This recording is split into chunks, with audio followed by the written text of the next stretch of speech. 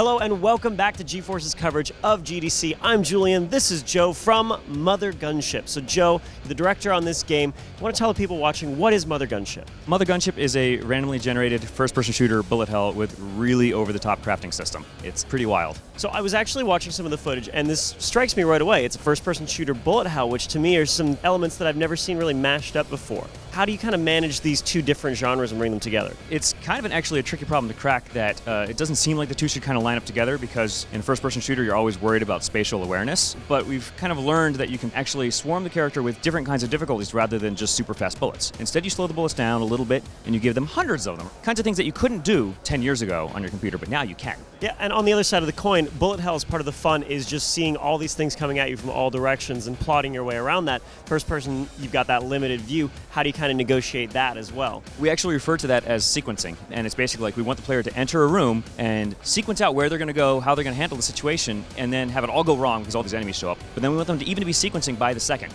They look at these bullets coming through them, not as projectiles, but almost as environmental hazards that they have to negotiate, just moving really fast. Mm-hmm. And when they get really into the zone, they feel like they're dancing in and out of these bullets, weaving in and out of them, and it becomes really, really empowering. Yeah, it's one of those games where you get in a rhythm and it just clicks and you feel yourself dodging all these bullets. That's sweet. You also mentioned this crafting system that I'm very intrigued by. It looks like you have some real, absolute crazy options with these guns. How's this crafting system work? We're looking at other kinds of first-person shooters and being like, okay, what do the crafting systems in these games look like? And we found that by and large, they're mostly cosmetic.